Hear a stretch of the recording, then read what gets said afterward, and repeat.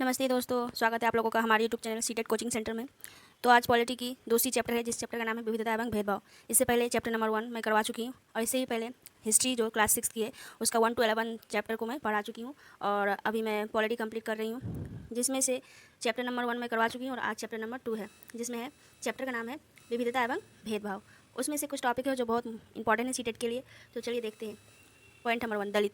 दलित जो है, दलित से क्या तात्पर्य? दलित का मतलब क्या होता है? दलित का मतलब होता है कुचला गया, दबाया गया। दलित का मतलब होता है कुचला गया या दबाया गया। भारत धर्मनिरपेक्ष देश है। 3 प्रकार के न्याय मिलते हैं भारत में। एक होते हैं धार्मिक न्याय, दूसरा आर्थिक न्याय और तीसरा राजनीतिक न्याय।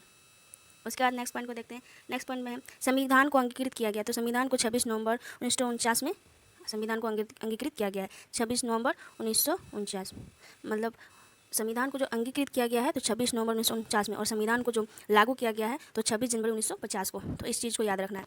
उसके बाद है पूर्वाग्रह। पूर्वाग्रह का मतलब क्या होता है? जब हम किसी के बारे में पहले से कोई राय बना लेते हैं और उसे हम अपने दिमाग में बैठा लेते हैं, उसको पूर्वाग्रह कहते हैं। जो किसी के बारे में हम लोग पहले से ही अपना राय बना लेते हैं और उसको अपने दिमाग में बैठा लेते हैं और निजी जीवन में उसका उपयोग करने लगते हैं, तो उसी को क्या कहा जाता है? पूर्वाग्रह।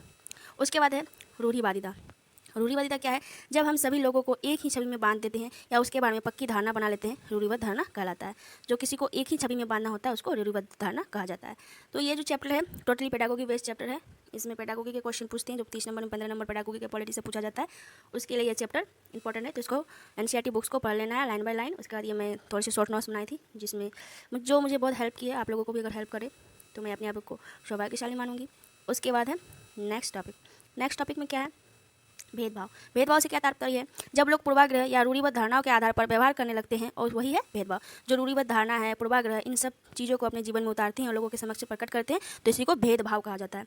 उसके बाद नेक्स्ट पॉइंट है, नेक्स्ट टॉपिक जो है, भारत एक धर्मनिरपेक्ष देश है। तो किस प्रकार धर्मनिरपेक्ष देश है? भारत में लोग बिना भेदभाव के अपने धर्म का पालन करते हैं। इसे हमारी एकता के महत्वपूर्ण कारक के रूप में देखा जा सकता है कि हम इकट्ठे रहते हैं और एक दूसरे की इज्जत करते हैं। ये है हमारे भारत धर्म के धर्मनिरपेक्षता को बताता है कि हम लोग अलग अलग धर्म से रहते हैं, हमारी खान पान वेशभूषा सब अलग अलग होती है, पर फिर भी हमारे में भाईचारा का दिखावा मिलता है, भाईचारा मिलता है। तो यही है धर्मनिरपेक्ष देश के बारे में। उसके बाद हम लोग देखने वाले हैं नेक्स्ट टॉपिक को, सरकार। सरकार के जो स्तर है, सरकार के अलग अलग स्तर है। तो मुख्य रूप से स्तर है स्थानीय स्तर, राज्य स्तर, राष्ट्रीय स्तर।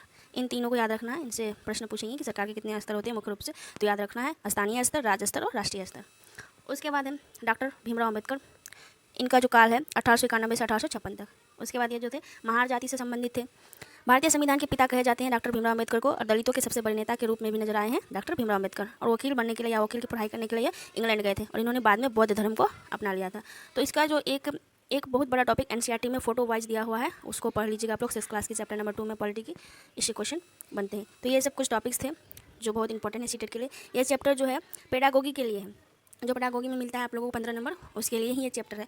तो इसको पढ़ लेना है एनसीईआरटी बुक से। उसके बाद ये शॉर्ट नोट्स है, इसको भी देख लेना है। अगर आप लोगों को मेरी वीडियो से थोड़ा सा भी हेल्प मिलता है तो आप लोग मेरे चैनल को सब्सक्राइब कर सकते हैं। धन्यवाद।